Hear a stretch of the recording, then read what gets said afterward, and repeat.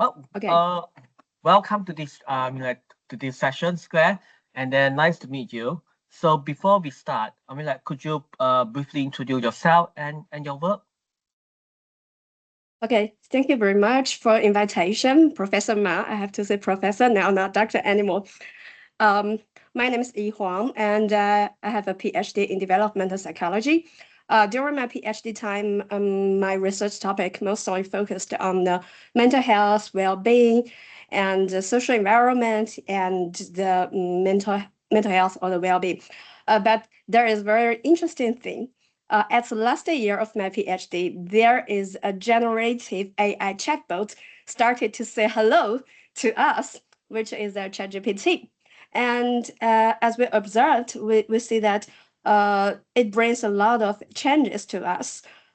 So now my research topic started to shift from the relationship between the social environment and mental health well-being to the generative AI and the individual's mental health, or let's say the well-being. Yeah. I see. By the No, way, I'm also a licensed. Oh, sorry. By the way, I'm also a licensed psychotherapist. okay, that's Yeah. very good to know. Okay, so my next question is is to ask you, what do you think about AI? Can AI help to reduce stress or burnout? If so, how? I think it really depends on the group. I mean, the what's the features of the population. For example, if someone has a difficulties to get access to the traditional psychotherapy, probably generative AI could be a good resources to help the mental health issues. But for some people, especially for some, let's say, the workaholic, which is very widely seen in academia. We see that, yeah, generative AI, of course, it can help us to, to improve the work efficiency. So probably it gives us a kind of delusions that with this kind of useful tools, we can compete with a lot of people. So Mm. that would cause a lot of scholars put more and more time into the work, and the workaholic symptom could be more and more severe. So that could, to increase the burnout or the working stress. So it really depend. It really depends on the people. So Mm. and it depends on how you use the generative AI. Yeah, that is my opinion. Yeah, you have make some very good points. Thank you. So the next question is that have you seen any examples where like AI is making like a positive difference? Yeah. Yeah, of course. I think probably you have already read a lot of, the systematic reviews works and the meta-analysis works. We can see that uh, if we develop a good product, we combine a large language model and a very professional clinic psychology knowledge, and based on that, we develop a very good tool, and that can improve the level of the mental health. But we should pay attention to one issue, that this kind of paper, they usually you focused on the participants who are the university students, and they are, which means they're young people. They're very familiar with the digital tools. They have a very good digital knowledges. But how about the other people? So how about the people, just we said, how about the people with the workaholic? How about people, let's say the elders, and how about the people lack of the digital knowledges? So that could be a problem. But of course, we can see some positive examples. You've already seen a lot of literacies, um, a lot of scientific evidence, uh, but we should also see that there are some limitations of this kind of research works. Yeah. Yeah, thank you for your sharing now. Like I have learned a lot from what you said just now. So following so no so my next question is that so which groups might benefit most from AI supported well-being based on what you have said just now? I think you have covered some of these as well. Yeah. Yeah. Can I share my screen a little bit? Oh yes, yes, yes. I mean, like, Yeah. Because last week I did a mm, research. mm. Uh, let's see if I can. Yeah. Yeah, I can see from here. Yep. Yep. Mm, Actually, this theoretic framework is generated by the let's say the GPT, but mm, it's not the easy work. Just to use to tell GPT, okay, you can do this for me. Actually, I designed a pipeline to mm, do a rapid review and may with the help of a GPT, I draw this knowledge graph very quickly in a very short time. And I try to interpret the knowledge graph a little bit, and then I draw this picture. So it's not the, let's say, it's not the automatically generalized by the GPT. It's also, I mm, supervise it a lot. So from this image, you can say that, so we can see this one. Oh, sorry. So we can see this one. It's users individual features. mm, So we try to look into some evidences, and we found that for some users who already have the mental health risks, for example, who has already very severe depression or anxiety, and especially for someone lack of the social support, or have the insecure attachment, and with the low AI literacy and the impaired reality testing. So this kind of users feel more risks to use the generative AI. That could cause, let's say, the outcome. Uh, it will, for example, it will cause them to develop the emotional dependency on the generative AI. So which means I attached it to an AI, not really attached it to a people. Uh, mm. yeah. So that could be a risk. So which means I live in the virtual world, not living in the reality. Yep. And yeah, and then that could cause some users to spend more and more time in the offline world. So and reduce the help seeking behaviors. So I think so. The generative AI is enough for me to solve my problems. So probably I don't want to go to see the practitioners. I don't want to see the counselings. I think the GPT is the best partner for me ever. So there is a possibility of that, right? And Mm, finally, that could reduce the well-being. But for some users, let's say, if this, for example, especially for some, the mature psychotherapists, let's say, psychotherapists are people, of course, they feel the problems in the daily life also, but they have very good knowledge of the mental health science, and also some the young therapists, they have a very good knowledge of the generative AI and other digital knowledges. So these people, they can set a very clear boundary between the generative AI and the reality. So yeah. for this kind of users, so they can use the ChatGPT or other chatbot to reduce the mental health, let's say, risks or the stress very efficiently. So I think it really depends on the individual's feature. Mm.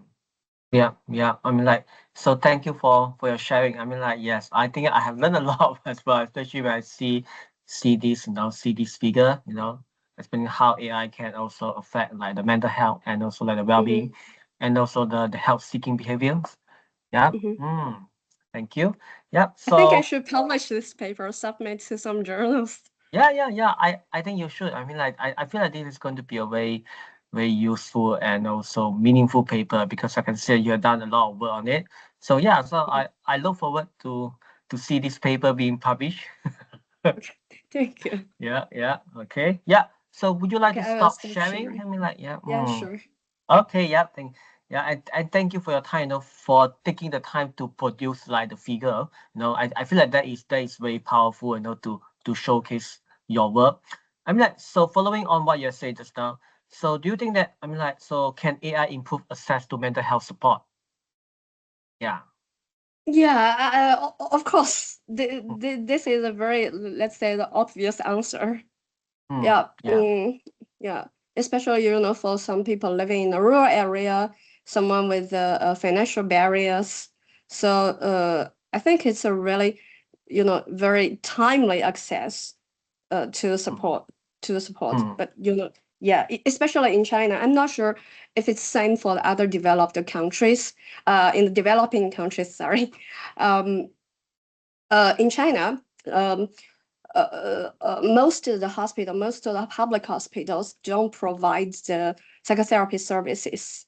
So the people have to go to the private clinic. So which means the public health insurance cannot cover the payment, but it's very high. So and also some therapists that they are not qualified enough could, which means the therapy itself could cause some traumas, so which is mm, very harmful. But the probably you try to talk about daily life issues with ChatGPT, right? You will find that the conversation between you and the ChatGPTs are usually very gentle. So I think, let's say, despite the delusions we just talk about the traumas. ChatGPT, I think they are more gentle.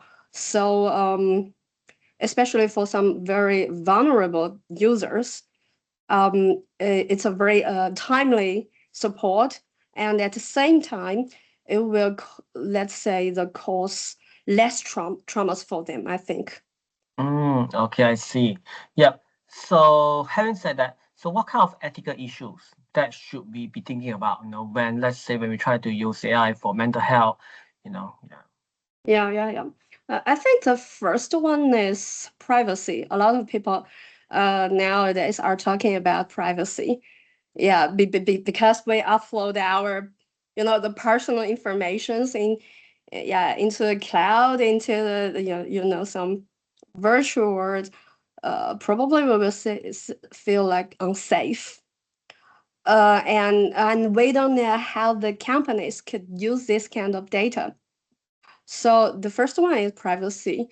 Um, Probably the big companies, uh, can do some, the public speech to the uh, to us to introduce how they protect the privacy for us, so the users could feel more, let's say, the safer to use this kind of tool.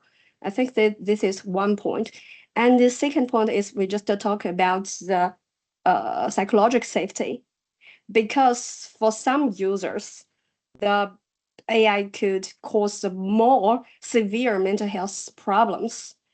So it's very necessary for the AI system to detect the risks of the users. So it cannot just simply answer the user's questions. It should, let's say, detect the mental health status of the users as well. So I think um, this is the question I concerned most, actually. Yeah, that is two ethic problems I can think about now. And probably the third one is um, how we combine the, let's say, not only the psychotherapist but also the physicians, how we combine these professions together with the generative AI to make a safer safer AI environment. Because the generative AI, it also has the delusions of itself, right? So which means it can create the false informations to the users. Especially someone could, to upload the physical examination results PDF document to them. So ChatGPT says, "Hey, ChatGPT, please diagnose this disease for me," and probably the diagnosis could be very wrong, and the medical suggestions could be, could cause more risks. So I think, but especially we just mentioned about, but there are some people they face the barriers to get access to the professional organizations. Like probably they're living in the rural areas, or probably they don't have the money. So I think it's very necessary for the big companies to combine the intelligence of the professions and the large language model. So to, let's say, to create a better information for the users. Mm. Yeah, yeah, yeah. I mean, like, thank you so much for you have talking about like a lot of like good ethical issues that we should consider about. Yeah. Mhm. So my last question. So Yeah. what advice would you give, let's say, to someone who would like to use AI to support their well-being and their mental health? Okay. So this is a very tough question. Why Yeah. is why is it so? Because we just talk about some users are very risky, right? But and what is the most dangerous things? These users, they are facing the risks, but they don't know that at all. They don't realize it at all. So it's really hard to give the advices to them, because in the psychotherapy theory, we also say that we can only help the people who is seeking the help, right? Yeah. If someone, yeah, if someone cannot realize he is like uh in the like, he's in a chaotic situation, probably the first step is to give them medication. Not give the language therapy, right? So for these users, I think the advices shouldn't be given to the users. The advices should given to the companies. They should design a system which can detect the users' risks. So Mm. if the system detected, okay, so this users is facing the risks, facing a lot of risks, so probably we should change the conversation model. Like, for example, the conversation model could be the client and the therapist conversation model. You cannot treat these users as a normal users. So I think Mm. the advices should given to the and the second advice could given to, let's say, government. We just also talk about um, the risks of a lacking of the digital literacy. So it's very important for the education system to increase the students' digital literacy and AI literacy, because nowadays we cannot live without it. We have to admit that, whether you like it or not. So it's very important. I know some users. I read some cases reports. Um, a patient in New York. He reported that he feel like the GPT is like the JC is conveying or delivering the message to him. But for someone with the good knowledge, good digital knowledge, he was okay. It's just the sentences generated by the AI. So it's not the true. It's not from someone. It's not. Of course, it's not from the Jesus. So it's very important for the government to put some educational strategies. Yeah. Mm. Yeah, yeah. I mean, like, I totally agree with what you said. I think it's very important that we are aware of the limitations of this Yeah. AI, tools, when we are trying to use it, let's say for our mental health and well-being, and always not. I think it's better always to ask for the professional support first. Yeah. No, unless if you cannot, for example, like find anyone, then maybe you can use these AI tools, but then ideally you should first try to get a professional support. Yeah. Yeah, So yeah. I think that's all for me. I mean, like, so do you have anything else you want to add before we close today's session? Anything else you want to add or you want to say? Yeah. Yeah, actually, I have a questions for you. Okay. Yes. Yeah, Do yeah. you want So, me? Yeah, yeah, yeah, yeah. yeah. Mm. So the first question is, what is your opinion towards the generative AI? You mean like my opinion towards the use Yeah, of generative AI? Do you yeah. mean for the mental health and well-being? No, no, your general, your general Mm. opinions. Like my general opinion is that maybe I think the use of AI definitely can Mm-hmm, help to improve people life and also well-being and also mm-hmm, make our work to be easier. I can see that it's definitely doing like something good, okay. mm-hmm, But at the same time, as you say, some populations, if they are at risk of something, let's say for example, like mm-hmm, having some mental health issues, or mm-hmm, if they have very low AI literacy, they might use it in the wrong way. yeah. So that maybe not it's not like a good case. So I would say that like we need to teach people okay how to use AI in a responsible way so Mm-hmm, that will benefit their life like yeah in a very positive way. So in general I would say that AI is going to stay. We cannot for example like, remove AI entirely from our life. It's going to stay in our life, and then we just need to think about how we're going to use it in the positive way that's going to benefit us. Yeah. mm-hmm. Mm. And my second question Mm. is about the generative AI in education field.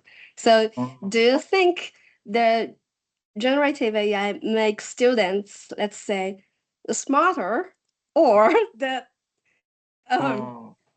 Okay. I couldn't say that word. Yeah. I understand your question.